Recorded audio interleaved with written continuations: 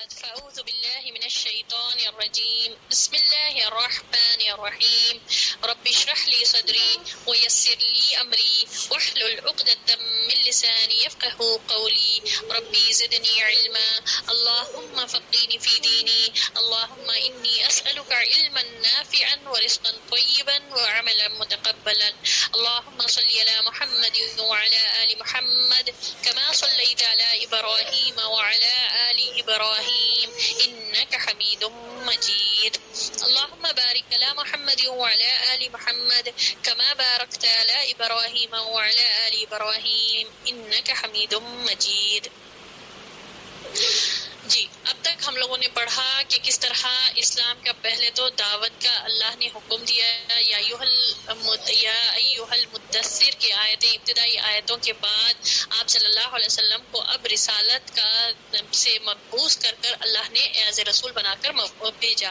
تو ہم لوگوں نے دیکھا کہ کس طرح اللہ کا حکم تھا کہ پہلے 3 سال خفیہ طور پر یعنی کہ سیکریٹلی ہی 1-on-1 بیسس پر کوئی مجموعے میں یا علانیہ طور پر دعوت نہیں دی جائے گی بلکہ خفیہ طور پر 3 سال تک اللہ کا یہی حکم تھا. کیونکہ وجہ کیا تھی کہ یہ قوم بہت اکڑ تھی. یہ اہل مکہ جو تھے بہت اکڑ قوم تھے, جاہل تھے اور تلواروں کے بیسس پر جو ہے نا ہر معاملے کا فیصلہ کرتے تھے.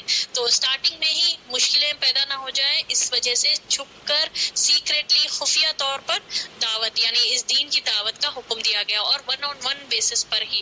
ٹھیک ہے. اس 3 سال کے بعد اللہ نے پھر علانیہ حکم دیا کہ اللہ نے حکم یہ دیا کہ اب علانیہ طور پر اس دین کی تبلیغ کریں.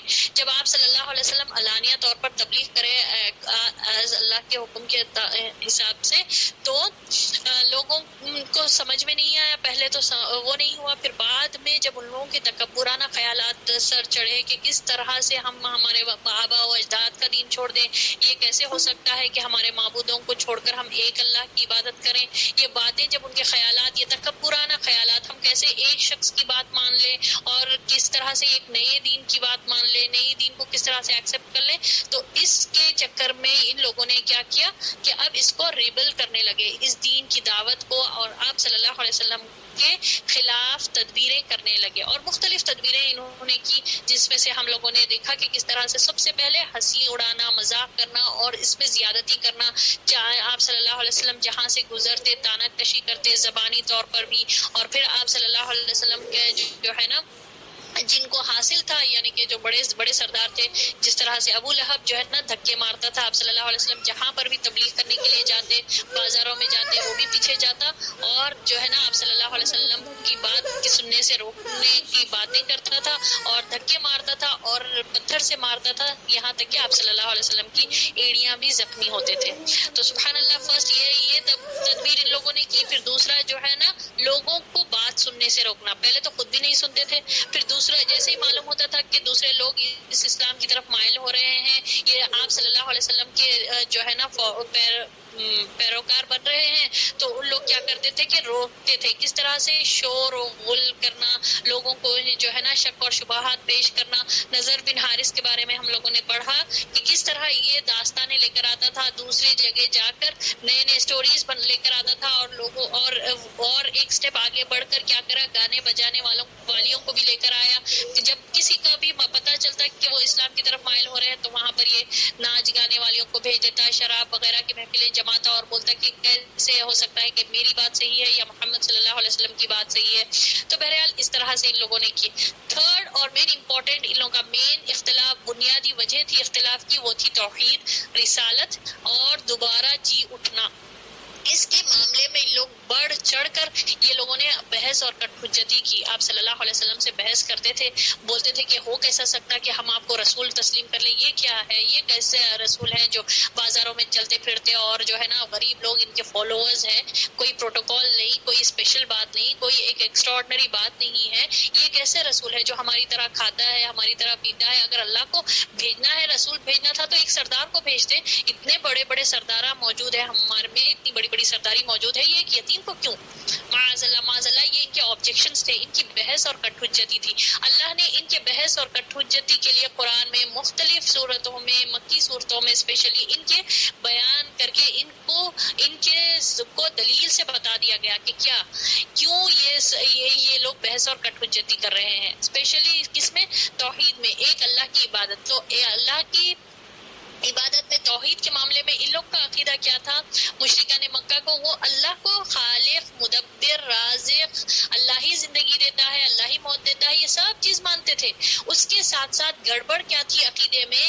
ان لوگوں کے پاس شخصیت پرستی تھی، اور ساتھ ساتھ یہ ان کا assumption تھا، یہ ان کا یقین تھا، بلیف تھا کہ اللہ نے بعض نیک لوگوں کو کچھ اختیارات دے رکھے ہیں جس کی وجہ سے وہ لوگ جو ہے بندوں کے مشکلات حل کر دیتے. فار ایگزامپل کسی کے پاس اولاد نہیں ہو رہی تو فلاں بت کی طرف نظر و نیاز کر دے یا فلاں بت کو پکارے، تو وہ ان کو جو ہے نا اللہ نے اختیارات دے دیے تو وہ لوگ کر سکتے. یہ ان کا عقیدہ تھا، یعنی شخصیت پرستی، خبر پرستی. یہ سمجھتے تھے کہ کچھ نیک لوگ جو ہے نا اللہ کی طرف سے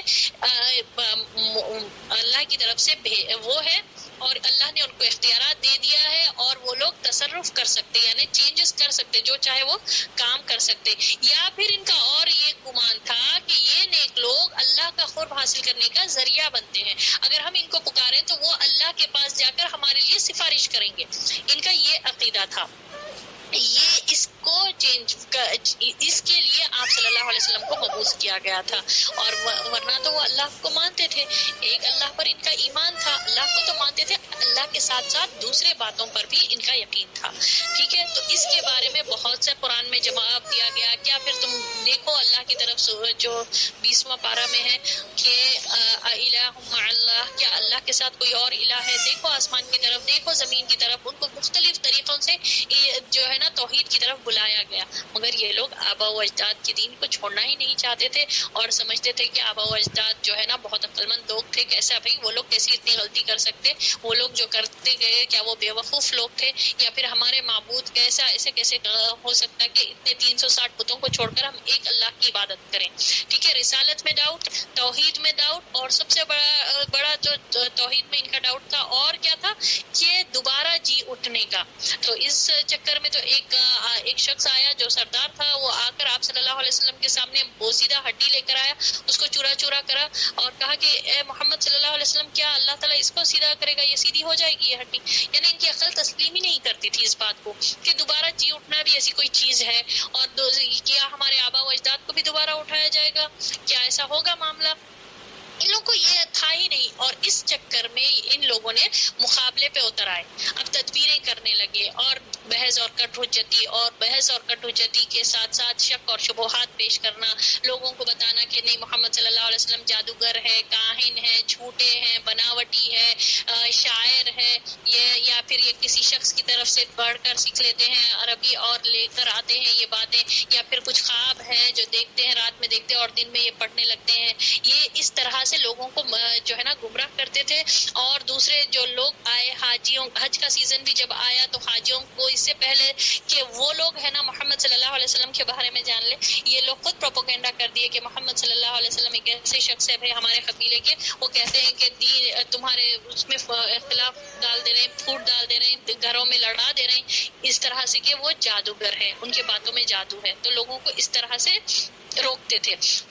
اور یہ سبحان اللہ، اس میں دیکھیے اللہ کی ایک حکمت یہ تھی کہ آپ صلی اللہ علیہ وسلم کا چرچا جب حاجیاں واپس پہنچ گئے اپنے اپنے ملک کو تو لوگوں میں سب میں عام ہو گیا کہ محمد صلی اللہ علیہ وسلم ہے ایک ایسے شخص ہے جو ایک دین کی طرف بلا رہے ہیں. تو بہرحال یہ بھی ہوا معاملہ. اب اس کے پیش نظر جب ان لوگوں کو سمجھ میں نہیں آیا ٹھیک ہے کہ کیا کریں، اب یہ سب کرتے رہے مگر آپ صلی اللہ علیہ وسلم اپنے دین کے کام میں، تبلیغ کے کام میں لگے ہوئے ہیں، کوئی اثر نہیں ہو رہا، دھمکیاں دی جا رہی، وہ کیا جا رہا، ابو طالب کو بتایا جا رہا دیکھو بھائی پھر ہم لڑیں گے، پھر ورنہ دو فریق کے بیچ میں لڑائی شروع ہوگی اور ہم جب تک پیچھے نہیں ہٹیں گے جب تک کہ دوسرے کوئی ایک گروپ کا خاتمہ نہ ہو جائے. تب جب دھمکیاں چیلنجز بھی دیا جا رہا تو آپ صلی اللہ علیہ وسلم جو ہے نا لگے ہوئے ہیں، کوئی اس چیز کو ایکسیپٹ نہیں کرے، بلکہ محمد صلی اللہ علیہ وسلم نے کیا کہا کہ اگر میرے داہنے ہاتھ میں سورج رکھ دے اور لیفٹ ہینڈ میں یعنی بائیں ہاتھ میں اگر چاند بھی رکھ دے تب بھی میں یہ کام نہیں چھوڑوں گا حتیٰ کہ یہ دین طاقت ہو جائے، یعنی سب زبردست طرح کی ڈٹرمنیشن کی بات جب کرے. پھر ابو طالب نے بھی کہا کہ ٹھیک ہے تم کو جو کرنا ہے کر لو، میں تمہارا برابر ساتھ دوں گا. اور پھر ان لوگوں نے پھر جو ہے نا ایک عجیب و غریب تجویز لے کر آئے کہ ایک شخص کو محمد صلی اللہ علیہ وسلم کے بدلے ایکسچینج کر لیں، آپ ان کو رکھ لیں ابو طالب، اور ہم کو محمد صلی اللہ علیہ وسلم کو دے دیں تاکہ ہم قتل کر دیں. تو ابو طالب نے کہا کہ یہ کیسی بیکار تجویز ہے، یہ عجیب و غریب تجویز بالکل نہیں. تم میرا بیٹا اس لیے مانگ رہے ہو کہ تم قتل کرو اور میں کسی اور کے بیٹے کو رکھ کر میں اس کو کھلاؤں پلاؤں، ہرگز ایسا نہیں ہو سکتا. بہرحال جب یہ سب چیزیں ان کے بن نہیں پڑی، بحث کٹ حجتی کچھ بھی نہیں اثر ہو رہا تھا، آپ صلی اللہ علیہ وسلم لگے ہوئے ہیں اور بہت سے لوگ اس دین کی طرف مائل ہو رہے ہیں، تو اب ان لوگوں نے ایک ڈیسائیڈ یہ کیا کہ نہیں، اب ان لوگوں کو فزیکلی ستایا جائے، اذیتیں دی جائے ان لوگوں کو، تاکہ یہ دین چھوڑ دیں اور اس دین سے پلٹ جائیں، یعنی دین اسلام سے پلٹ جائیں. اس حصہ یعنی اس کے وجہ سے ان لوگوں نے بہت سے مسلمانوں کو ستایا، جن میں ہم لوگوں نے دیکھا حضرت بلال رضی اللہ تعالیٰ عنہ کو کس طرح سے ستایا گیا، چلچلاتی دھوپ میں ان کو لے کر جا کر لٹایا جاتا تھا، پھر اوپر سے سینے پر پتھر رکھ دیا جاتا تھا اور کہا جاتا تھا کہ محمد صلی اللہ علیہ وسلم سے کفر کرو اور لات اور عزا کو مانو. تو وہ احد احد ہی کہتے تھے اتنی تکلیفوں میں. ٹھیک ہے، سبحان اللہ. اس میں ہم لوگوں نے عامر بن فہیرہ کو دیکھا، ابو فقیہہ کو دیکھا، بہت سے خباب بن ارت صحابی ان کے ساتھ بھی یہ ہوا. عامر بن فہیرہ اور ابو فقیہہ کو اتنا مارا جاتا کہ ان کی عقل زائل ہو گئی اور وہ لوگ کو سمجھ میں نہیں آتا تھا، یعنی کمپلیٹلی ادمرے کے حساب سے ان کی حالت ہو گئی تھی. پھر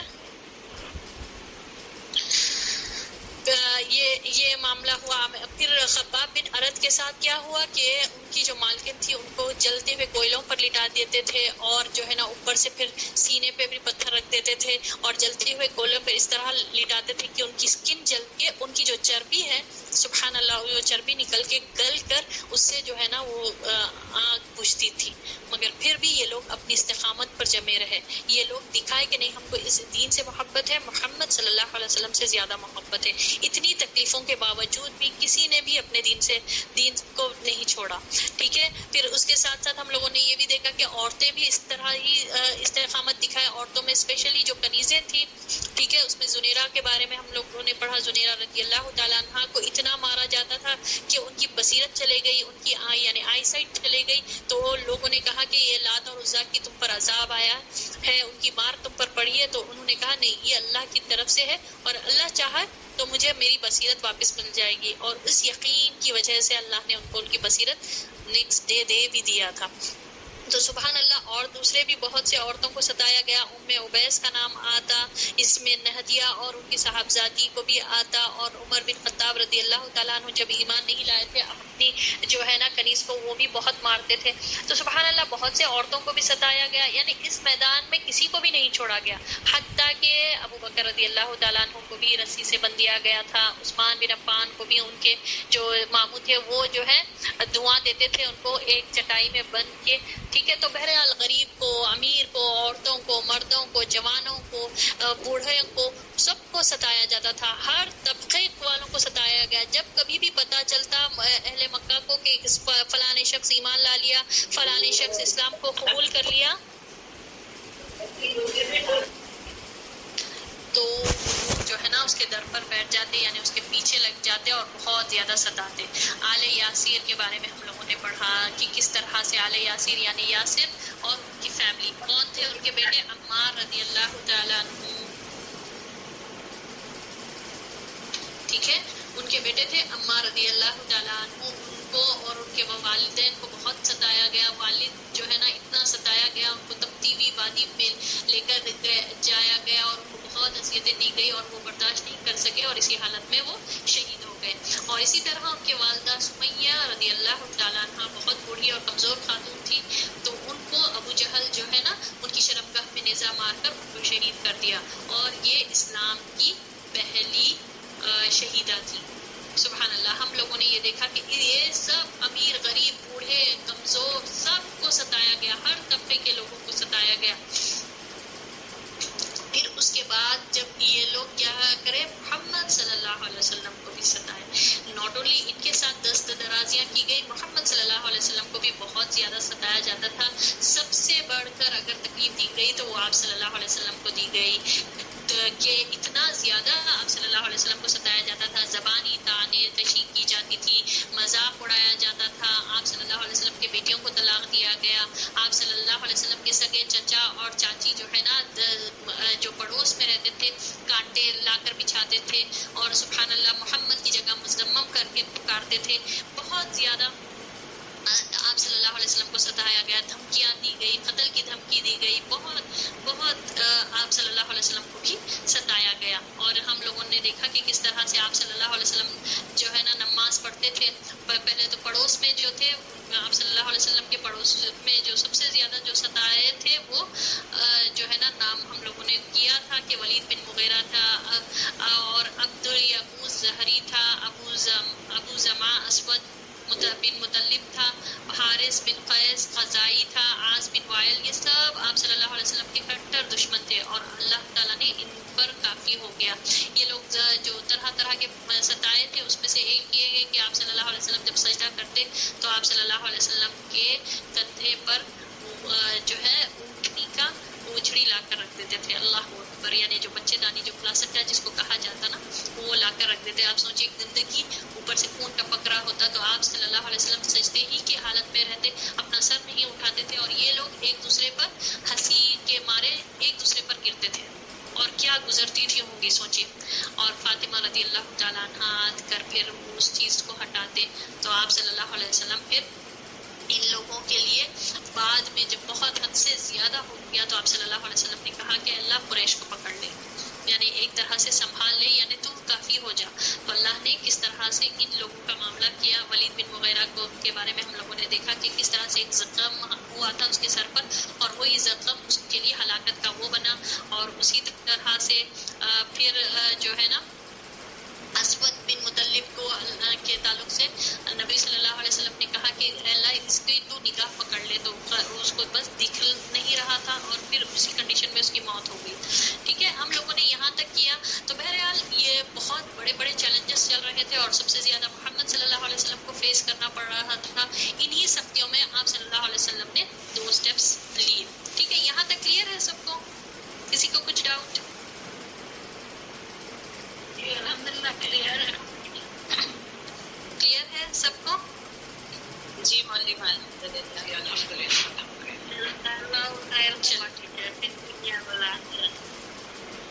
اللہ آمین یا رب.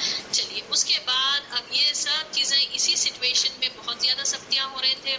یہ لوگ اذیتیں بھی دیتے, دست درازیاں بھی کرتے, مذاقاں بھی اڑاتے.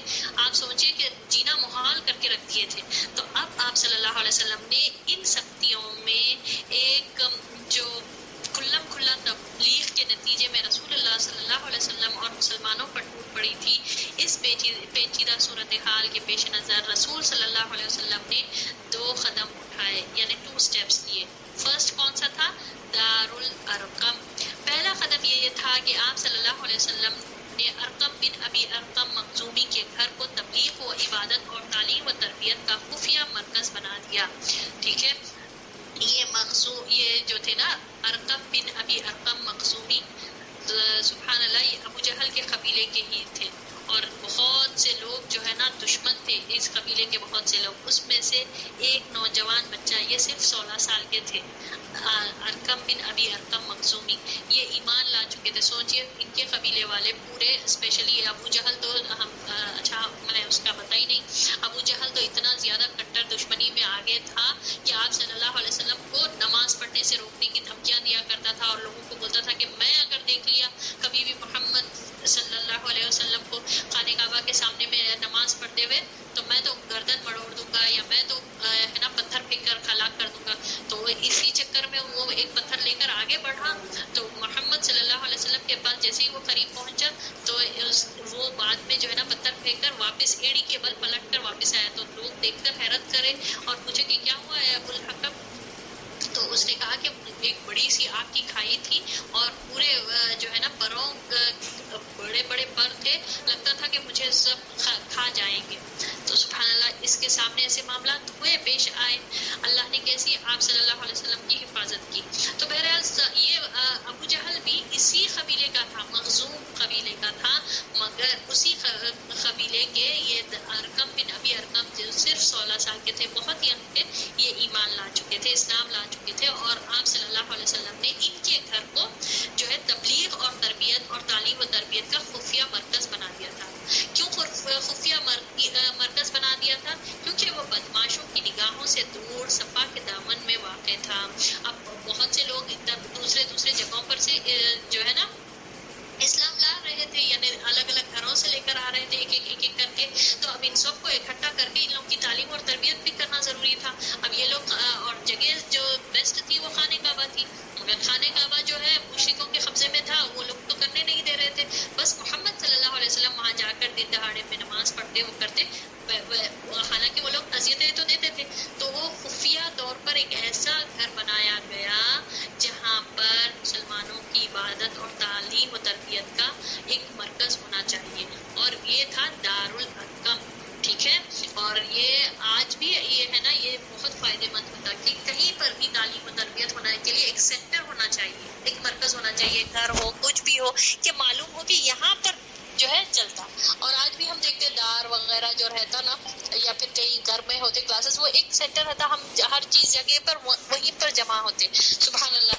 تو یہ دارالارقم آپ صلی اللہ علیہ وسلم نے سلیکٹ کیا تھا کہ یہاں پر ارقم ابن ابی ارقم کے گھر کو تعلیم و تربیت اور عبادت اور جو ہے نا کا خفیہ مرکز بنا دیا تھا. اور وہ بہت صفا کے دامن میں واقع تھا. یہ گھر کہاں تھا؟ دور تھا، بدماشوں کی نگاہوں سے یہ لوگ جو کرتے تھے، اور لوگ یعنی بیچ سینٹر میں نہیں تھا بلکہ ایک کونے میں تھا یہ گھر دارالارقم. تو وہاں پر یہ صفا کے دامن میں واقع تھا، اس لیے آپ صلی اللہ علیہ وسلم نے اس گھر کو پسند فرمایا.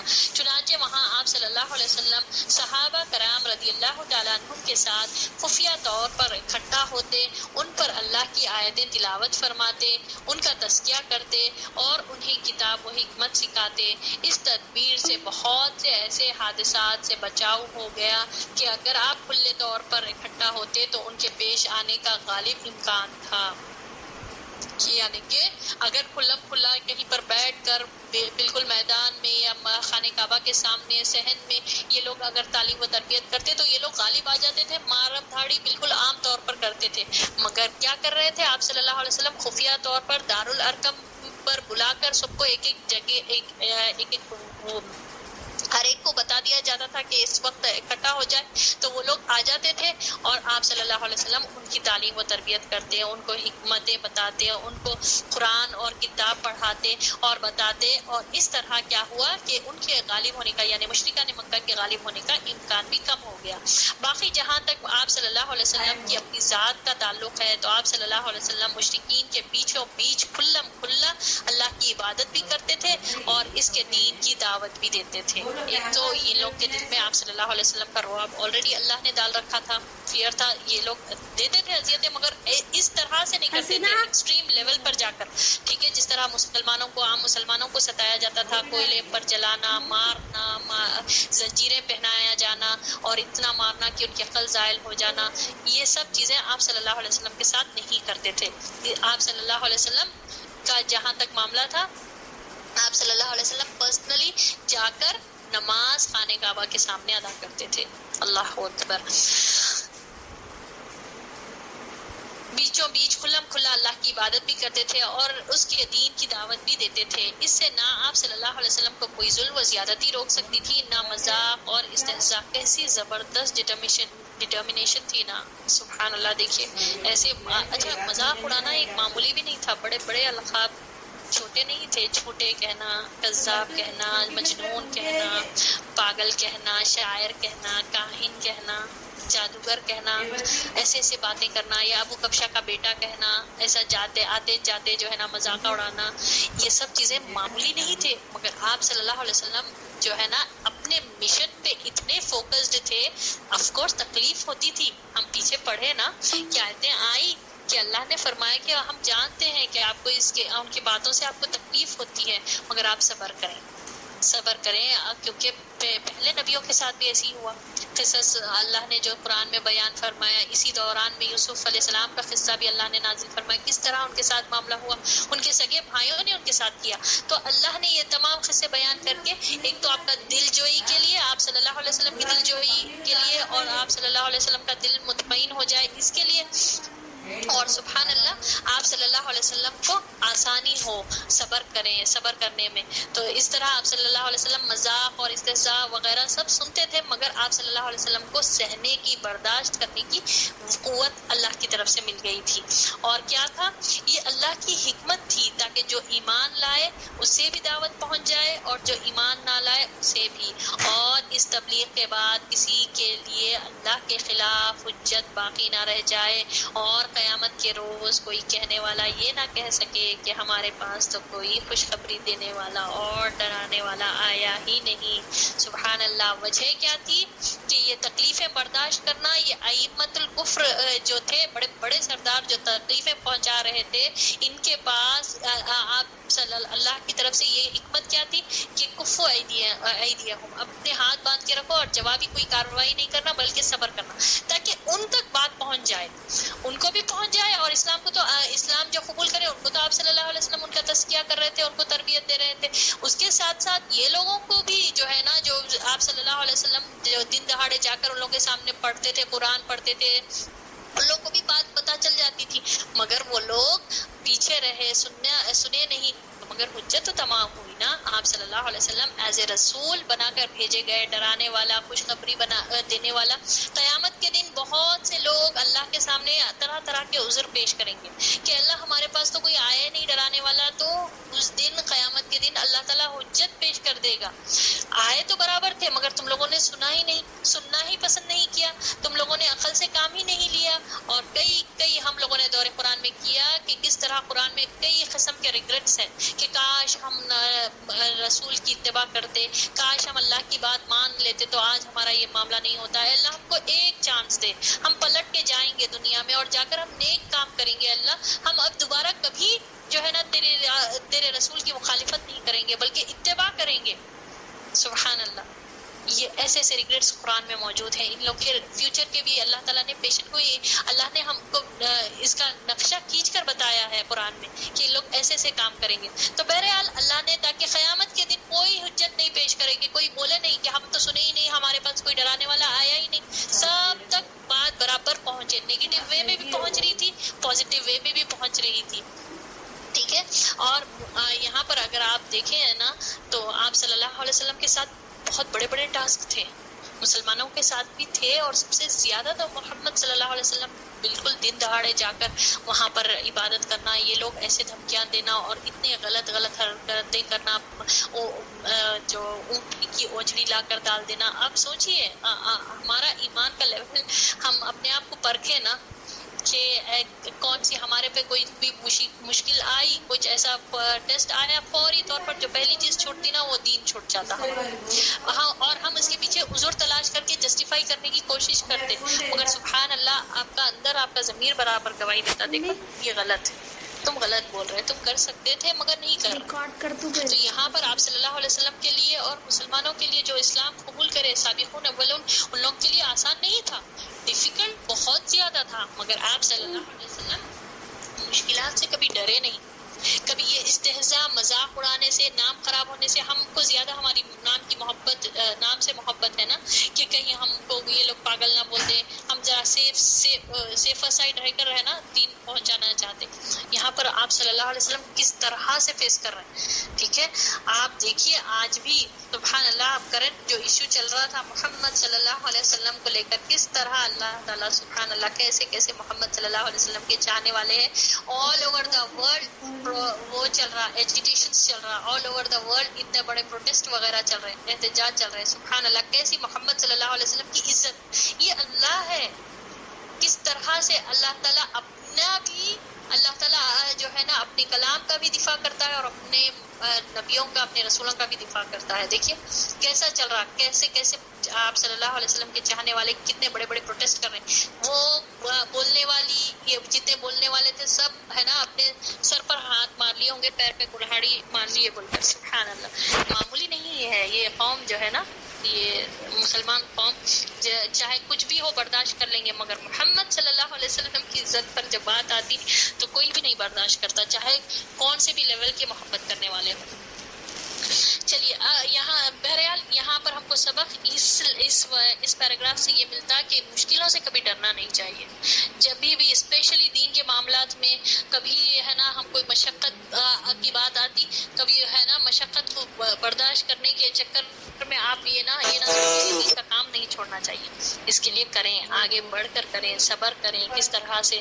مگر دیکھیں بات اس کا یہ مطلب نہیں ہے کہ مشکلوں کو مانگنا نہیں چاہیے اللہ سے کہ اللہ ہم کو اب دے تو مشکل ہم برداشت کریں گے اور ہم وہ کریں، نہیں، مشکلوں کو مانگنا نہیں چاہیے کہ دین میں مشکل آئے، بلکہ اللہ سے ہمیشہ عافیت مانگنا۔ اگر مشکل آ جائے، اللہ کی طرف سے کوئی ٹیسٹ، کوئی آزمائش آ جائے تو اس پر صبر کرنا چاہیے، ٹھیک ہے۔ اب مشکل آنے پر ہے نا بالکل کمپلیٹلی اس کو چھوڑ دے کر، دین کو چھوڑ کر ادھر ادھر بھاگنا نہیں چاہیے، بلکہ مشکلات پر صبر کرنا چاہیے، مشکلات کو فیس کرنا چاہیے۔ ہاں، یہ میری بات کلیئر رہے کہ مشکل کو مانگنا نہیں چاہیے، واقعی میں وہ لوگ برداشت کریں ہم بھی برداشت کرتے، یہ نہیں ہونا، ٹھیک ہے۔ اللہ سے ہمیشہ عافیت مانگنا۔ ہاں، اب کبھی ایسے ٹاسک آ جاتے، کبھی ہم سوچتے بھی نہیں، ایسے امتحانات سے ہم کو گزرنا پڑتا تو صبر کرنا چاہیے، ٹھیک ہے۔ مگر کبھی یہ دین کا کام نہیں چھوڑ دے، کبھی کوئی ایک بات بول دے، آپ کو کچھ آپ کے جو ہے نا آپ جو ہے نہیں اس کے تعلق سے آپ کے بارے میں پروپیگنڈا کیا جا رہا، آپ کے نام کا غلط وہ کیا جا رہا، تو لوگوں کو بولنے دیں، آپ اپنے راستے پر بالکل جم کر استقامت کے ساتھ اس دین پر جمے رہیں، اور وہ جو خیر خواہی کا جذبہ، جو بڑے بڑے پلانس آپ کریں کہ اگر آپ کی خواہش ہے کہ اس دین کو دوسروں تک پہنچائے تو اس کو چھوڑ دے نہیں چند لوگوں کی چند باتوں کی وجہ سے، یہ ہم کو سبق ملتا، ٹھیک ہے۔ تو یہ پہلا اسٹیپ آپ صلی اللہ علیہ وسلم نے کیا لیا، دارالارقم بنایا، پھر اس کے بعد ہجرت حبشہ۔ دوسرا قدم یہ تھا، یعنی سیکنڈ اسٹیپ یہ تھا کہ آپ صلی اللہ علیہ وسلم نے یہ اچھی طرح معلوم کرنے کے بعد کہ حبشہ کا بادشاہ نجاشی ایک انصاف پسند حکمراں ہیں، اچھی طرح معلوم کر لیے کہ وہاں کے بادشاہ کیسے ہیں، تو آپ صلی اللہ علیہ وسلم نے کیا کیا، اور اس کے پاس کسی پر ظلم نہیں ہوتا، مسلمانوں کو ہدایت کی کہ وہ حبشہ ہجرت کر جائیں۔ بہت زیادہ پرسیکیوٹ کیا جا رہا تھا، لوگوں کو اتنا زیادہ اذیتیں دی جا رہی تھی، تکلیفیں دی جا رہی تھی، لوگ برداشت نہیں کر پا رہے تھے، ٹھیک ہے۔ آف کورس بھائی کتنا برداشت کریں گے، ہر دن کا یہی معاملہ ہے، اٹھے بیٹھے مار رہے ہیں، زنجیروں میں وہ کر رہے ہیں اور دھوپ میں لے کر جا کے لٹا رہے ہیں۔ تو پتا کیا چلا یہاں پر، فتنے سے بچنے کے لیے، دین میں جب فتنہ ہو جائے، دین کے اوپر بات آ جائے، دین کی خاطر اگر کوئی جگہ چھوڑنا پڑا، کوئی شخص کو چھوڑنا پڑا، کوئی جاب چھوڑنا پڑا تو چھوڑ دیں، یہ ہجرت ہے۔ ہجرت کے معنی یہاں پر آپ کو ایکچوئل میں سمجھ میں آتا، جب جو ہے نا دین پر باری آئی، آپ دین نہیں فالو کر سک رہے، یا پھر آپ کو فالو کرنے میں جو ہے نا آپ کو کفریہ جملے بولنا پڑ رہا، کفریہ کام کرنا پڑ رہا، تو وہاں ویسی جگہ چھوڑ دینا چاہیے، اسی کو ہجرت کہتے ہیں، یا ویسی جاب چھوڑ دینا چاہیے، یا ویسے لوگوں کو چھوڑ دینا چاہیے، اس کو ہجرت کہا جاتا، ٹھیک ہے۔ آج تو بہت آسانی سے لوگ جو ہے نا کنٹری سے کنٹری جا سکتے، تو سبحان اللہ، دین کے لیے ہجرت اسی کو کہا جاتا کہ جہاں پر آپ کو دین فالو نہیں کیا جا رہا، چاہے وہ چھوٹی جگہ بھی آپ کیوں نہ چھوڑیں، ایک انسان کو کیوں نہ چھوڑیں، آپ جاب کیوں نہ چھوڑیں، کہ آپ کے دین پر آپ عمل نہیں کر پا رہے، تو اس کو ہجرت کہا جاتا، ٹھیک ہے۔ اب تو آپ صلی اللہ علیہ وسلم نے کہا کہ اب بہت زیادہ ظلم اور زیادتی ہو رہی تھی، تو آپ صلی اللہ علیہ وسلم نے کہا کہ جو حبشہ کا بادشاہ ہے وہ انصاف پسند ہے، یعنی کہ بہت زیادہ جسٹ والا بادشاہ ہے، بہت زیادہ انصاف پسند ہے۔ نام کیا ہے میم بادشاہ کا؟ نجاشی، ٹھیک ہے۔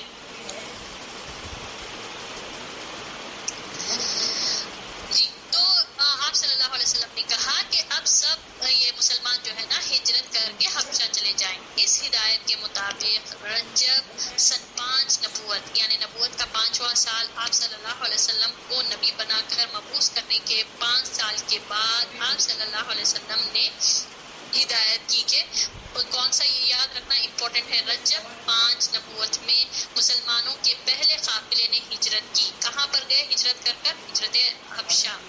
اس میں 12 مرد 4 عورتیں تھیں، یعنی مرد کے ساتھ ساتھ عورتیں بھی تھیں، کتنے تھے؟ 12 مرد اور 4 عورتیں، اور سردار حضرت عثمان بن عفان رضی اللہ تعالیٰ عنہ، ان کے ساتھ ان کی بیوی حضرت رقیہ بھی تھی جو نبی صلی اللہ علیہ وسلم کی صاحبزادی تھی، اور یہ حضرت ابراہیم علیہ السلام اور حضرت لوط علیہ السلام کے بعد پہلا گھرانہ تھا جس نے اللہ کے راستے میں ہجرت کی تھی۔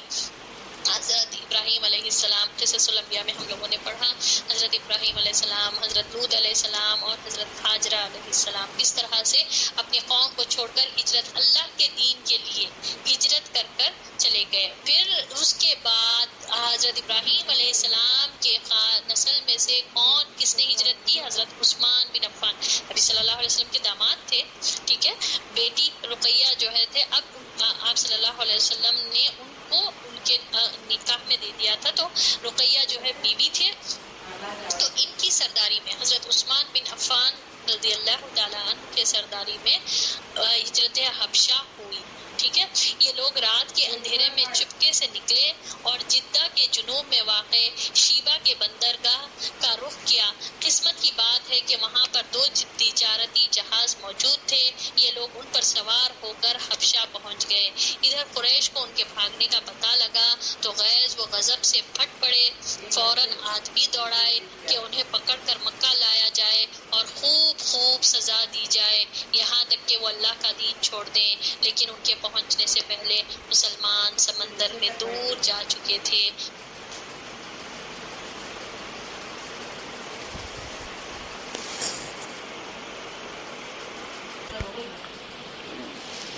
ٹھیک ہے، ہم لوگ ہجرت حبشہ کا دیکھ رہے تھے کہ کس طرح آپ صلی اللہ علیہ وسلم نے سیکنڈ سٹیپ فرسٹ دارالارقم کہ جو ہے نا خفیہ طور پر لوگوں کو جمع کر کر ان کی تربیت کرتے تھے۔ دوسرا، مسلمانوں کو جب بہت زیادہ ظلم اور زیادتی ہو رہی تھی، برداشت نہیں کر پا رہے تھے، تو آپ صلی اللہ علیہ وسلم نے ہدایت دی کہ وہ لوگ حبشہ لے جائیں۔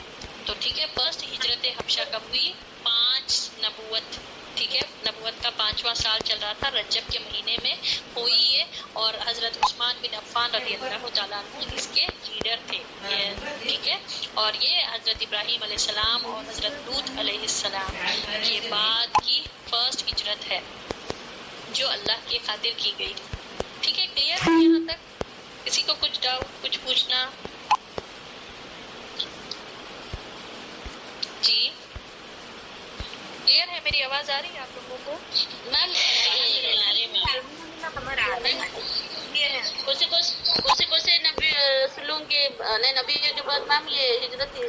دیکھیے، سب سے پہلے اللہ کے راستے میں حضرت ابراہیم علیہ السلام کرے تھے نا ہجرت، جی ٹھیک ہے، یعنی کہ چھوڑے اپنی قوم کو۔ یاد ہے نا کب کرے تھے ابراہیم علیہ السلام؟ کب کرے تھے ہجرت؟ کیا تھا ان کے قوم کے لوگوں نے ان کے ساتھ معاملہ کیا آگ میں ڈالے تھے، کوئی بھی ایمان نہیں لائے، تو پھر صرف ان کے بھتیجے حضرت لوط علیہ السلام اور ان کے بعد میں جو ہاجرہ علیہ السلام جو ہے نا، بعد میں وہ ایمان لے کر آئے تھے، یہ 3 لوگ ہی ہجرت کرے تھے اللہ کے راستے میں۔ پھر نبی ابراہیم علیہ السلام کے گھرانے میں سے کون کرے اس کے بعد؟ حضرت عثمان بن عفان۔ کیوں؟ حضرت عثمان بن عفان جو ہے آپ صلی اللہ علیہ وسلم کے داماد تھے، ٹھیک ہے۔ اور کیسا ہوئی ہجرت پہلے تو رات میں گئے، کیونکہ لوگ قریش تو ایسے آپ بیٹھ گئے تھے کہ ان کو ستانا، ان کو ختم کر دینا، یا پھر یہ دین کو ختم کر دینا۔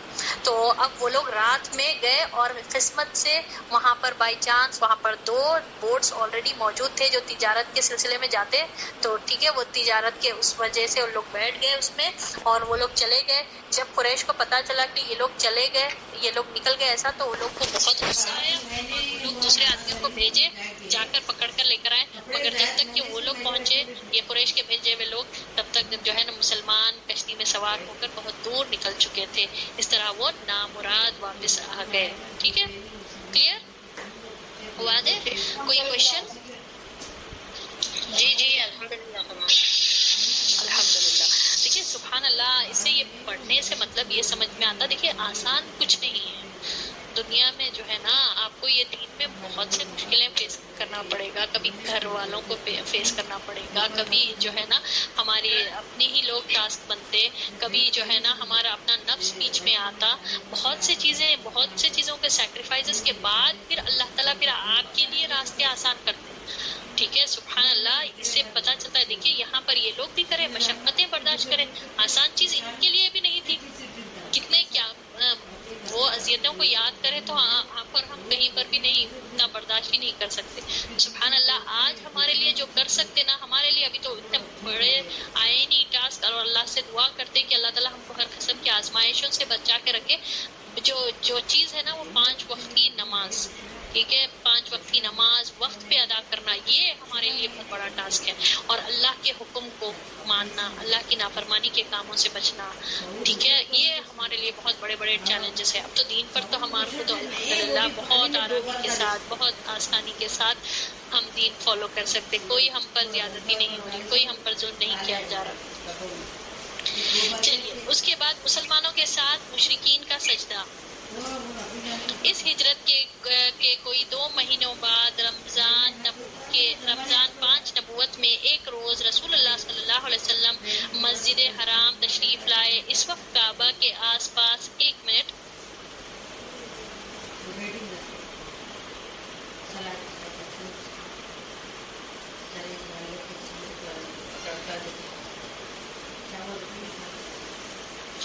جی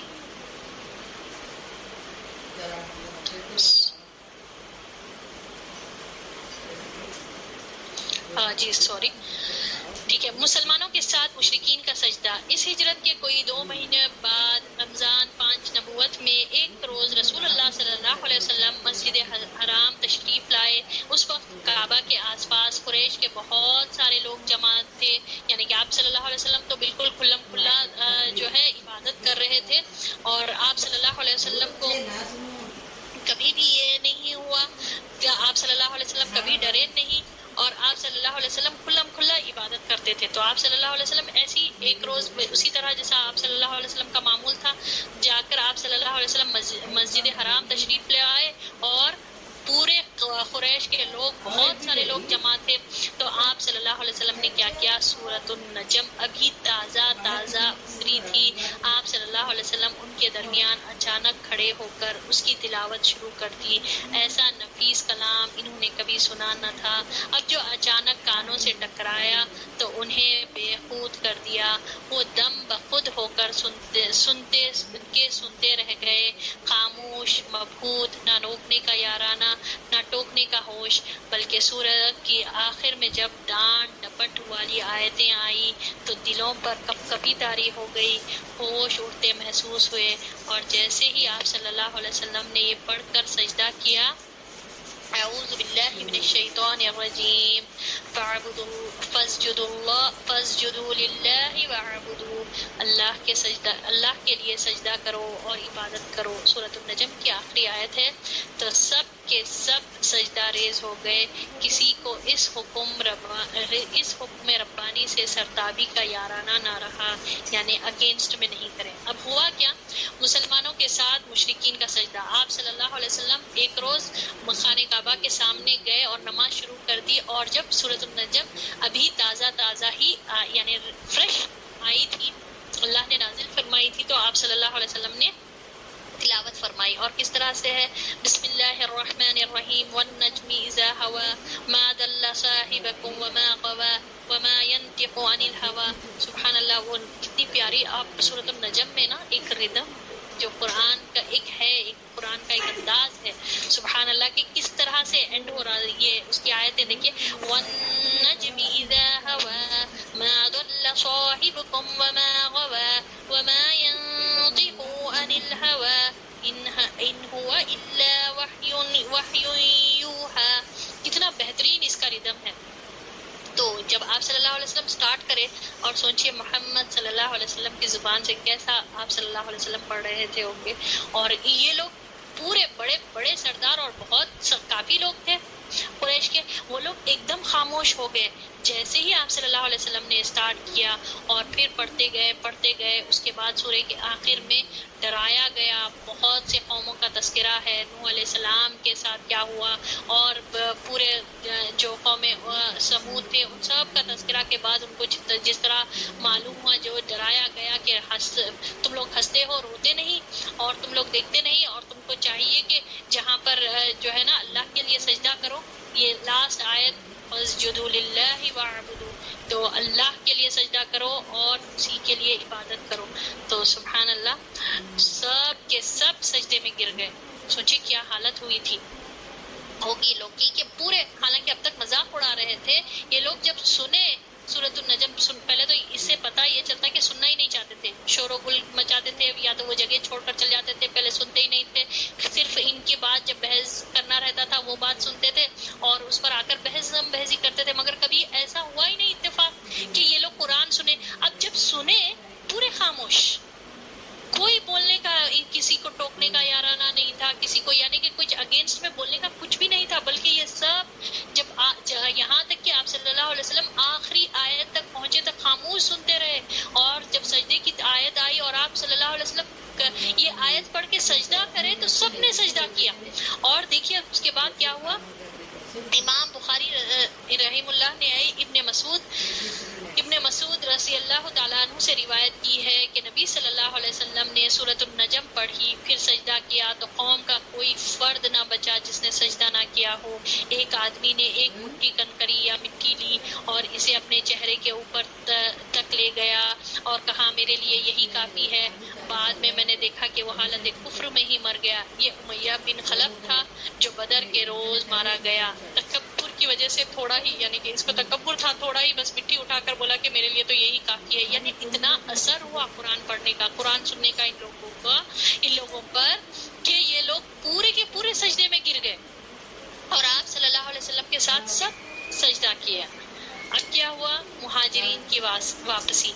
اس واقعے کی خبر حبشہ پہنچی، لیکن خاص فرق کے ساتھ، یعنی اب ریومرز تو پہنچتے، اب لوگوں کے پاس پہنچی حبشہ، یہ لوگ ہجرت کر کر جو مسلمان گئے تھے ان کے پاس یہ خبر پہنچی، مگر بہت زیادہ ڈفرنس کے ساتھ. یعنی انہیں معلوم ہوا کہ قریش مسلمان ہو گئے ہیں. چنانچہ وہ خوشی خوشی مکہ پلٹے، لیکن جب مکے سے اتنا قریب آ گئے کہ صرف ایک گھڑی کا فاصلہ باقی رہ گیا تو حقیقت حال کا علم ہوا. اس کے بعد کچھ لوگ تو وہیں سے حبشہ پلٹ گئے اور کچھ لوگ چھپ چھپ کر یا کسی کی پناہ لے کر مکے میں آ گئے. جب لوگوں کو پتہ چلا مکے سے محبت تھی، اپنا وہاں پر ان کا مال تھی، ان کے جو ہے نا فیملی ممبرز وہاں پر تھے، بھئی وہ سب چھوڑ کر جسٹ بیکاز آف اسلام ان لوگوں کو مارا جا رہا تھا، اذیتیں دی جا رہی تھی، اس وجہ سے وہ لوگ حبشہ گئے، ورنہ تو وہ رہنا تو مکے میں ہی چاہتے تھے، مجبوری کے تحت گئے تھے. اب ان کو جیسے ہی یہ پتا چلا، یہ بات ریومرز کے ساتھ پتا چلا، غلط بات پتا چل گئی ان کو کہ تمام قریش کے لوگ مسلمان ہو گئے کہ سجدہ کرے تھے یہ لوگ، ٹھیک ہے، وہ یہ ایک بات اتنا ہی پتا چلی، مگر وہ لوگ تو پچھتاوے میں کرے، آگے ہم پڑھیں گے. تو جب ان کو پتا چلی تو وہ لوگ خوشی خوشی مکہ واپس آئے، مگر جب بالکل مکے کے قریب آ گئے ان کو حقیقت حال پتا چلا، یعنی ریالٹی معلوم ہوئی، فیکٹ معلوم ہوا. یہ لوگ مسلمان نہیں ہوئے تھے بلکہ بس ایک یہ افواہ تھی. تو وہ لوگ وہیں سے پلٹ گئے کیونکہ بہت مارتے تھے یہ لوگ، اور یہ لوگ انتظار میں بھی تھے کہ کیسا گئے حبشہ. وہ لوگ چاہ رہے تھے کہ وہ واپس لا کر خوب سزائیں دے. تو بہت سے لوگ واپس بھی چلے گئے اور کچھ لوگ جو ہے نا مکہ چھپ چھپ کر اندر آ گئے پناہ میں، کسی کی پناہ لے کر، ٹھیک ہے. اب اس کے بعد دوسری ہجرت حبشہ. اس کے بعد مسلمانوں پر قریش کی سختیاں اور بڑھ گئیں، کیونکہ ایک طرف انہوں نے بے خودی میں مسلمانوں کے ساتھ جو سجدہ کر لیا تھا اس کا انہیں پچھتاوا تھا، ٹھیک ہے. اب وہ قرآن سن کر، وہ قرآن سے اثر ہو کر، متاثر ہو کر ان لوگوں نے محمد صلی اللہ علیہ وسلم کے ساتھ، مسلمانوں کے ساتھ تمام اہل مکہ نے سجدہ کر لیا تھا. اب یہ لوگ بعد میں پچھتا رہے تھے، ریپینٹ کر رہے تھے، کیوں کرے ہم بھائی سجدہ، بے خودی میں کر لیے. تو اور یہ وہ لوگ جو مسلمان جو واپس آ گئے تھے ان لوگوں پر اور زیادہ سختیاں بڑھا دیے، اور دوسرے جو مسلمان تھے ابھی جو ہجرت نہیں کرے ان پر بھی سختیاں بڑھانے لگے اور غصہ نکالنے لگے یہ لوگ. ایک تو وجہ کیا تھی کہ اسلام کو قبول نہیں کرنا چاہتے تھے، اور دوسرا یہ لوگ جو ہے نا ان لوگوں کے ساتھ کیسا سجدہ کر لیے، اس کا پچھتاوا تھا. دوسری طرف مسلمانوں کے ساتھ نجاشی جو حسن سلوک کر رہا تھا اس کا بھی انہیں جلن تھی. یعنی نجاشی جو حبشہ کا بادشاہ تھا، جو کنگ آف حبشہ نجاشی تھا، ٹھیک ہے، وہ ان کے ساتھ بہت اچھا رویہ کر رہا تھا، حسن سلوک کے ساتھ رہ رہا تھا، تو انہیں جلن ہو رہی تھی.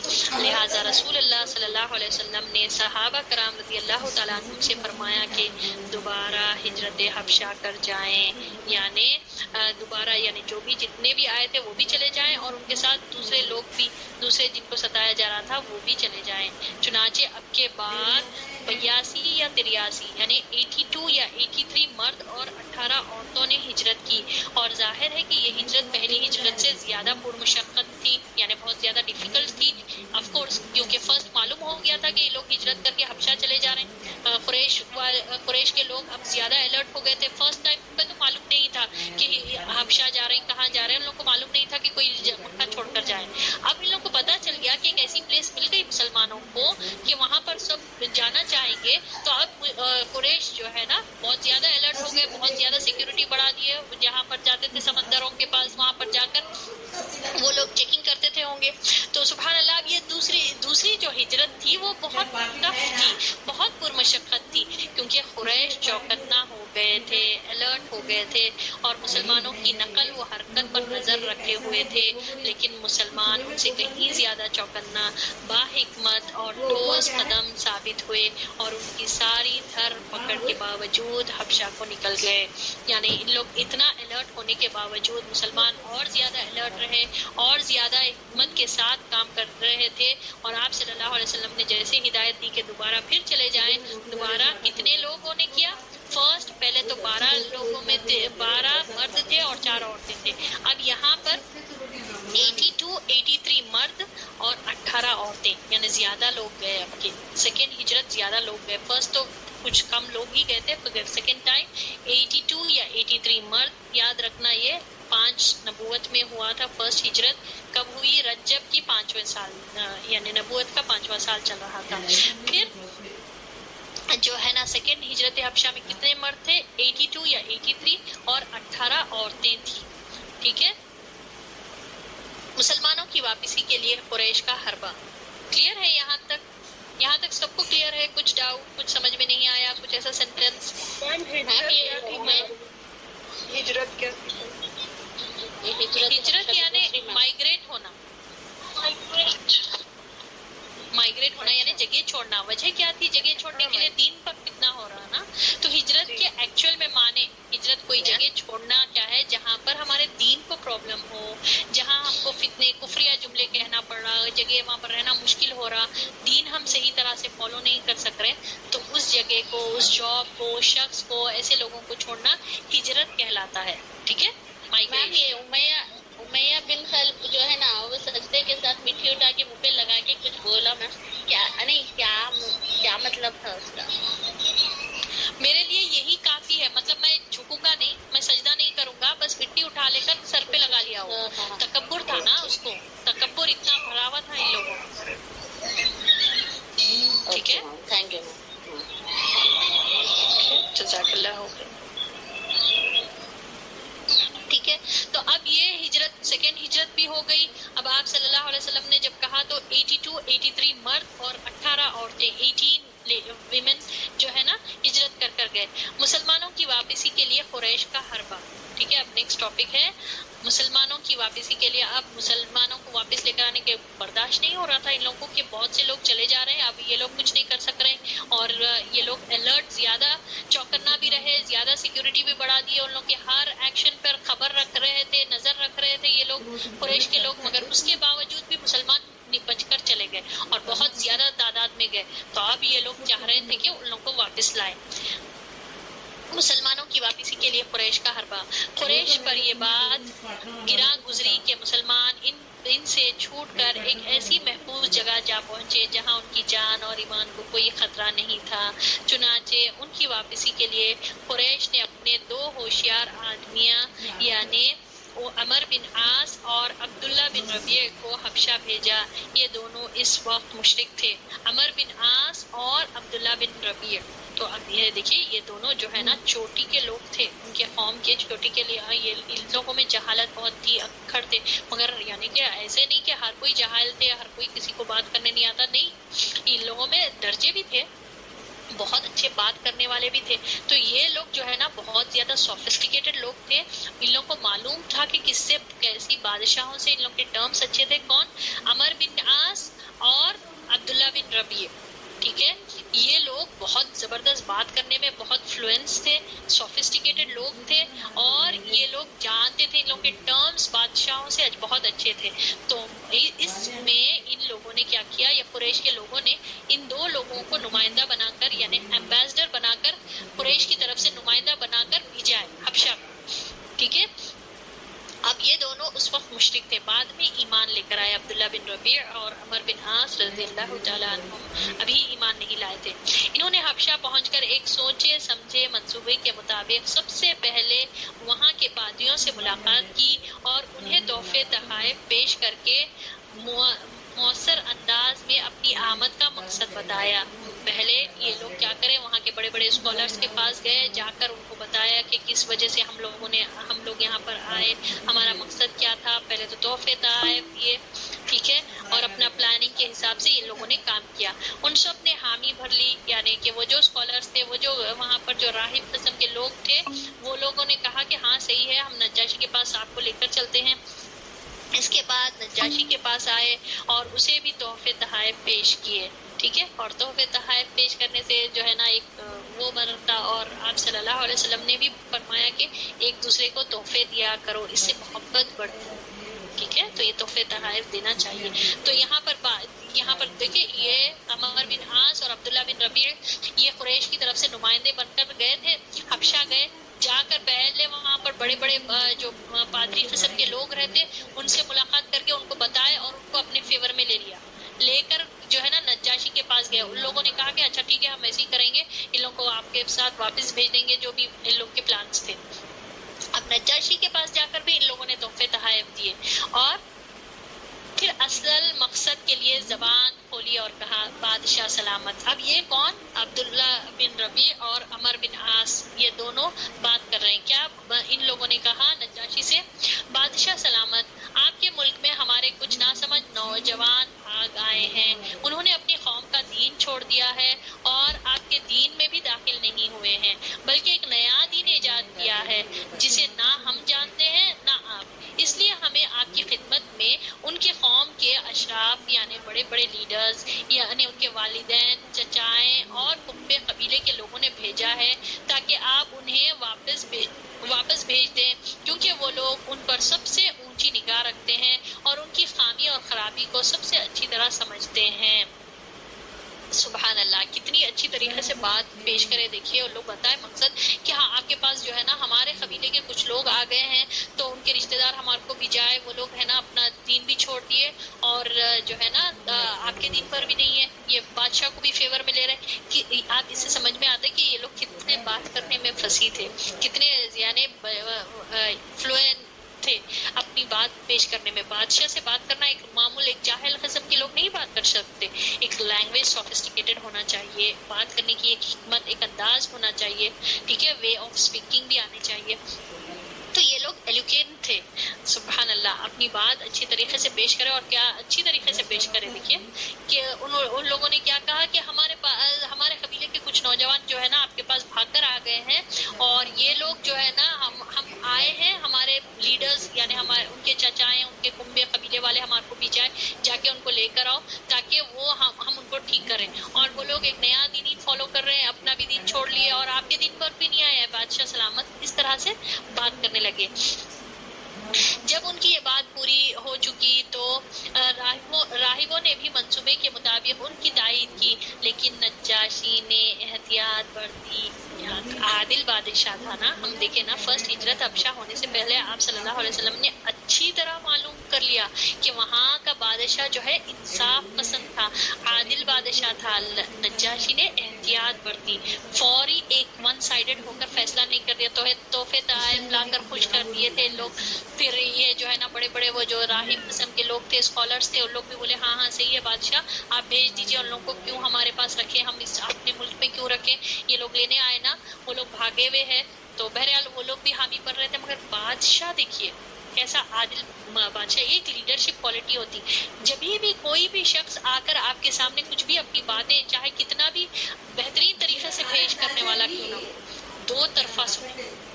ٹھیک ہے، یہ ایک لیڈرشپ کوالٹی ہوتی ہے اور ایک عدل کرنے والے بادشاہ کی علامت ہوتی ہے. دیکھیے اس نے کیا کیا، اس نے احتیاط برتی، حالانکہ پورے ون سائیڈڈ ہو کر بات کر رہے ہیں اور بول رہے ہیں کہ ہاں بادشاہ، یہ اس کے منسٹرز بھی بول رہے ہیں کہ ہاں بادشاہ صحیح ہے، اور یہ لوگ آئے، ان لوگ بھی اپنی بات اچھے سے پیش کر دیے.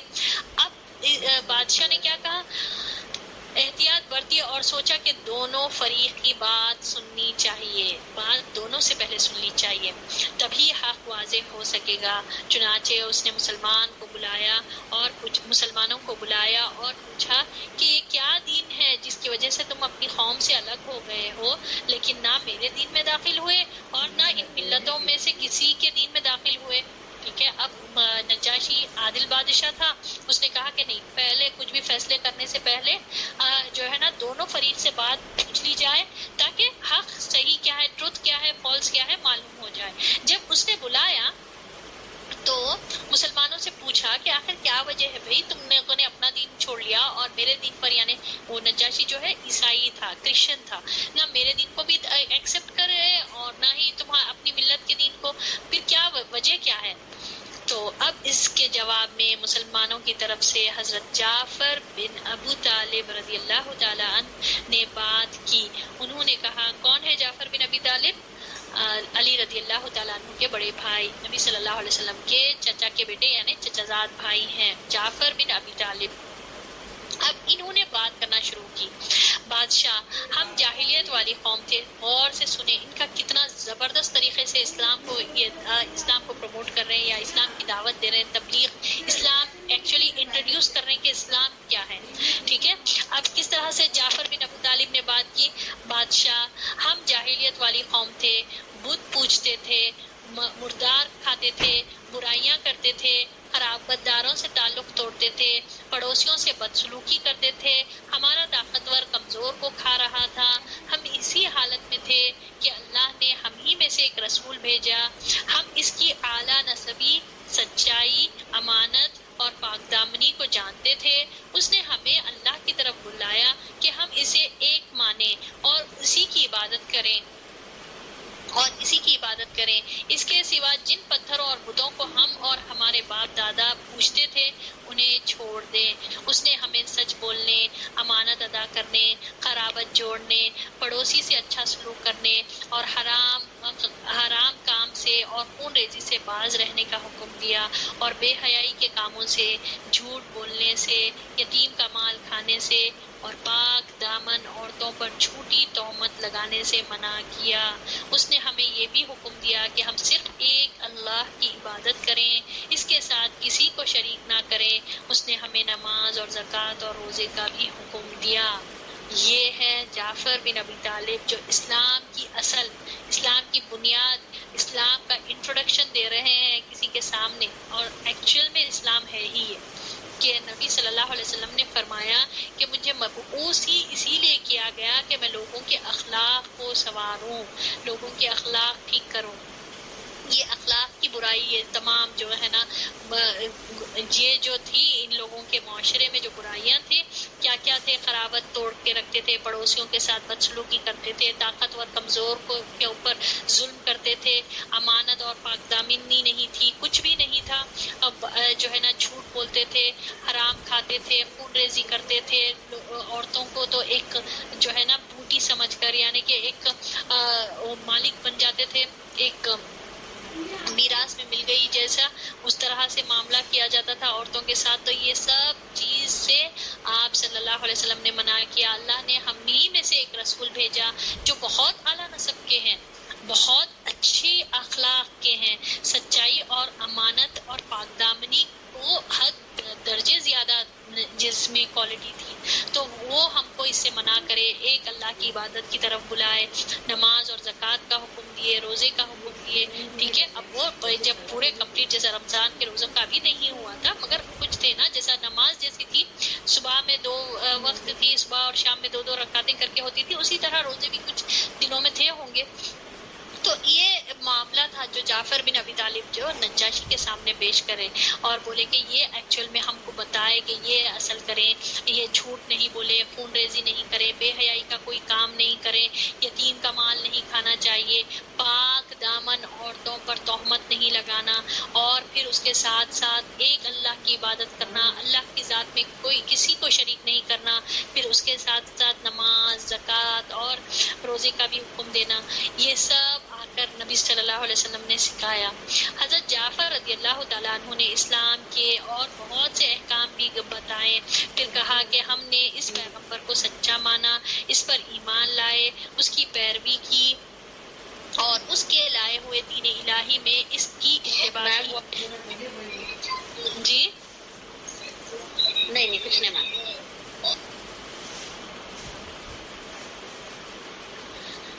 تو جعفر بن ابی طالب ابھی اسلام کے بارے میں انٹروڈیوس کرا رہے ہیں کہ اسلام کیا ہے، کیا وجہ سے ہم نے اس دین کو قبول کیا، وجہ کیا تھی، اور ہمارے معاشرے میں کتنی برائیاں تھیں، ہم لوگ کتنے بتوں کی پوجا کرتے تھے، سب کرتے ہوئے ہمارے یہ اسلام کو انٹروڈیوس کرے۔ اور اس کے بعد جعفر بن ابی طالب نے کہا رضی اللہ تعالیٰ عنہ کہ ہم اس دین الہی کی اتباع کرنے لگے، اس پر اور آپ صلی اللہ علیہ وسلم پر ایمان لائے اور ان کی پیروی کرنے لگے اور اس کے لائے ہوئے دین الہی میں ان کی اتباع کرنے لگے۔ چنانچہ ہم نے صرف ایک اللہ کی عبادت کی، اس کے ساتھ کسی کو شریک نہیں کیا، اور جو چیزیں نبی صلی اللہ علیہ وسلم نے حرام بتائی انہیں حرام مانا، اور جو چیزیں حلال بتائی انہیں حلال مانا۔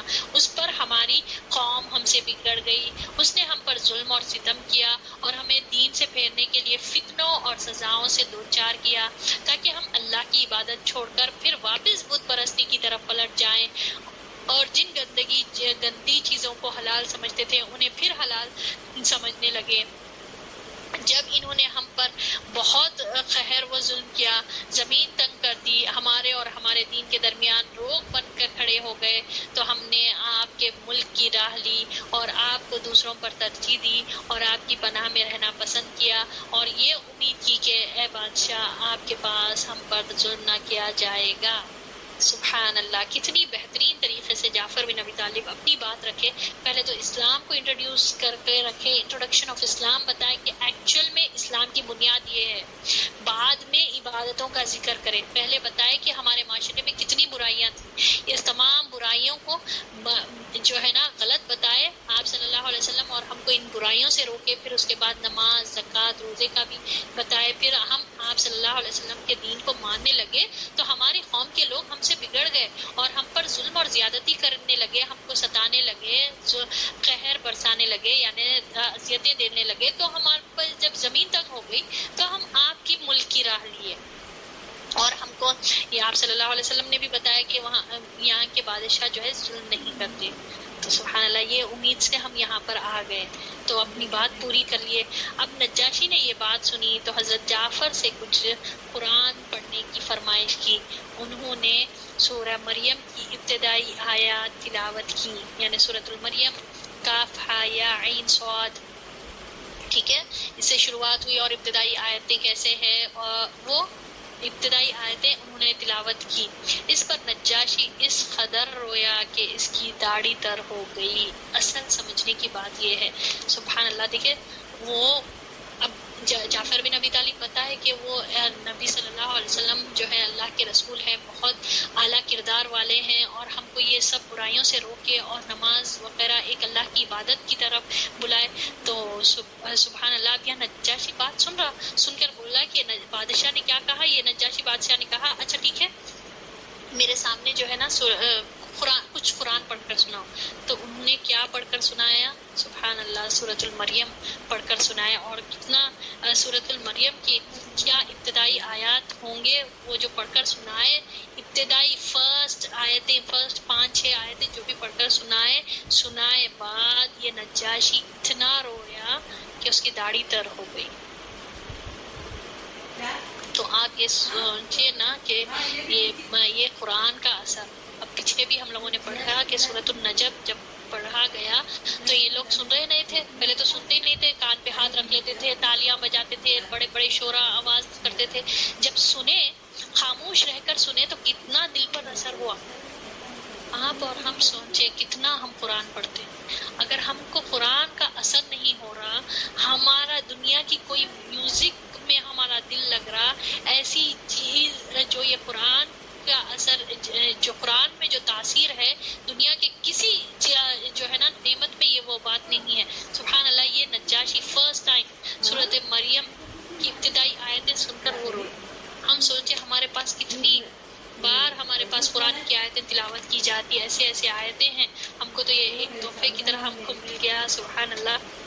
یہ قرآن، اور واقع میں اگر قرآن آپ کو موو نہیں کرتا تو آپ یہ سوچیں کہ ہمارے ایمان کی کمی کتنی ہے. آپ آیتیں پڑھ کر آپ کا دل نہیں ہلتا، آپ کی زندگی میں کوئی چینجز نہیں آ رہے، آپ متاثر ہو کر، آیتوں سے متاثر ہو کر اپنی زندگی نہیں بدل رہے، تو بہت زیادہ اصلاح کی ضرورت ہے، بہت زیادہ کریکشن کی ضرورت ہے. ہم کور ٹو کور ختم کر رہے ہیں. کہاں دیکھیے سورۃ النجم، وہ اکھڑ قسم کے لوگ وہ بھی سجدے میں گر گئے سن کر. اور یہ نجاشی عیسائی بادشاہ ہے. کاف ہا یا عین صاد، اور سبحان اللہ جعفر بن ابی طالب پڑھے ابتدائی آیتیں، وہ رونے لگ گیا. ہم آپ اور ہم سوچے ہمارا قرآن کے ساتھ کیسا تعلق ہے. کیا ہم کو جو سبق ملتا نا، ہم کو جو سبق ملتا یہ اس بات سے، وہ یہ ہے کہ ہمارا تعلق قرآن کے ساتھ کیسا ہے. دیکھیں یہ ورڈ آف اللہ ہے، اللہ کا کلام ہے، اس میں کوئی شک نہیں ہے، کوئی ڈاؤٹ نہیں ہے. اللہ نے جو کچھ اس میں فرمایا وہ حق ہے، وہ حق ہے، وہ سچ ہے. وہ جو بھی اللہ نے ہمارے لیے جو حکم دیا وہ حق ہے، اس کو کرنا ہے. نہیں کریں گے تو نافرمانیاں کر کے اللہ کی نافرمانیوں میں زندگی گزاریں گے تو برابر سزا اور جزا کا دن، جس کا ہم مالک یوم الدین برابر پڑھتے سورۃ الفاتحہ میں. اور ہماری زندگیاں اگر تبدیل نہیں ہو رہی تو ہم سوچیں. یہ وہ لوگ تھے، اکھڑ تھی، غرور تھا، تکبر تھا، مگر جب قرآن پڑھی گئی رو لیے، سجدے میں گر گئے. اب یہ دیکھیے نجاشی بادشاہ کی داڑھی تر ہو گئی تو کیا رویا ہوگا وہ. اور اس کے ساتھ ساتھ جتنے بھی لوگ تھے وہاں پر، یہاں پر دیکھیے، اور تمام پادریاں بھی اس قدر روئے کہ ان کے صحیفے تر ہو گئے. یعنی کہ لوگ جو پکڑ کر تھے، بڑے بڑے اسکالرس تھے، ان لوگ لے کر آئے تھے بڑے بڑے جو بائبل وغیرہ جس پر عمل کرتے تھے، عیسائی تھے نا یہ لوگ، تو وہ جو ہے نا ان کے ہاتھ میں تھے، وہ لوگ بھی روئے. اس میں جس میں ذکر ہے مریم کا، کیا آیتیں ہیں دیکھیے اس میں. بسم اللہ الرحمن الرحیم، کاف ہا یا عین صاد، ذکر رحمت ربک عبدہ زکریا اذ نادى ربه نداء خفيا قال رب إني وهن العظم مني واشتعل الرأس شيبا ولم أكن بدعائك ربي شقيا. میں تو یہاں پر آپ کے سامنے صرف 3 آیتیں پڑھی، تو سبحان اللہ کیسی آیتیں ہیں یہ قرآن کی، کہ زکریا علیہ السلام کا اس میں ذکر کریے کہ کس طرح اللہ کو پکارے اور بولے، کیا اپنی پرابلمز بتائے کہ میں بوڑھا ہو گیا، میرے بال سفید ہو گئے، مگر تجھ سے مانگ کر اللہ کبھی نا امید نہیں ہوا. ہم سوچے ہمارا کیسا تعلق ہے. ہم اللہ سے مانگ کر کتنے بار، میں تو مانگ رہی ہوں میری دعائیں قبول نہیں ہوتی. ہم تو نماز پڑھتے ہیں، اللہ تعالیٰ ہمارے کو وہ ویسا دولت مند ہی نہیں بنا رہا، اللہ تو میری دعا سنتا ہی نہیں. کتنا کمزور ایمان ہے ہمارا. اللہ اکبر. یہاں پر وہ اسکالرز جو حامی بھر کر آئے تھے، جو بولے عمر بن عاص اور ان کو عبداللہ بن ربیعہ کو بتائے کہ ہاں ٹھیک ہے ہم لوگ ایسے ہی کریں گے، تحفے تحائف دے کر خوش کیا گیا، بہترین طریقے سے اپنی بات پیش کی گئی.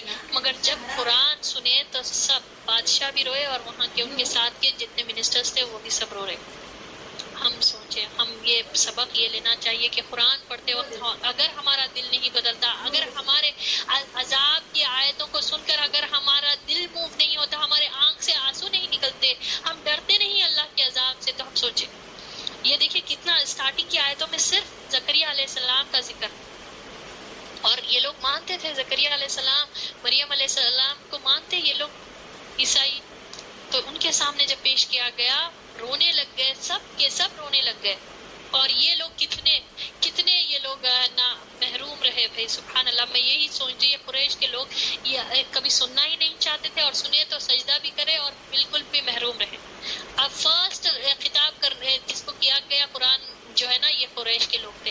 کتنی ان میں نامحرومی تھی کہ یہ لوگ اتنی بڑی نعمت کو سمجھے نہیں. اور دوسرے لوگ کہاں کہاں سے نجاشی، اور یہ نجاشی بعد میں ایمان لائے. نبی صلی اللہ علیہ وسلم نے ان کی نماز جنازہ غائبانہ طور پر، یعنی وہ مرے تھے، یعنی ان کا انتقال حبشہ میں ہوا تھا، اور آپ صلی اللہ علیہ وسلم نے ان کی نماز جنازہ مدینے میں پڑھی بعد میں. تو سبحان اللہ یہاں پر دیکھیں جی نجاشی کا ہم انشاءاللہ بعد میں پڑھیں گے. تو بعد میں جب ہوا یہ نجاشی کا جب انتقال ہوا، یہ ایمان لے کر آئے تھے، ایمان لے کر آئے تو آپ صلی اللہ علیہ وسلم نے ان کی نماز جنازہ غائبانہ طور پر پڑھا. تو یہ ان کا ایک آنر تھا جسٹ بیکاز کہ ہی ایکسیپٹڈ اسلام. یہ قرآن پڑھ کر یہ رونے لگ گئے، اور دیکھیے یہاں پر پڑھ کر رونے لگ گئے، اور پھر اس کے بعد جو ہے نا اس کے بعد جو ہے نا وہ تمام جو اسکالرس وہاں پر موجود تھے وہ لوگ بھی رونے لگ گئے. پھر نجاشی نے کہا یہ کلام اور وہ کلام جو حضرت عیسیٰ علیہ السلام لے کر آئے دونوں ایک تاخ کی شمع سے نکلے ہوئے ہیں، یعنی دونوں ایک ہی شمع سے نکلے ہوئے، دو چیزیں سیم ہیں، یہ بس ایک ہی جگہ سورس ایک ہی ہے، یعنی اللہ کی طرف سے آئے ہوئے ہیں. یعنی انجیل جو عیسیٰ علیہ السلام لے کر آئے، بائبل جو لے کر آئے، اور یہ قرآن، یہ دونوں ایک ہی دو شعائیں ہیں، دو ریز ہے جس کا سورس ایک ہی ہے. سبحان اللہ. یہ نجاشی نے کہا. الحمدللہ ہم یہیں پر سٹاپ کر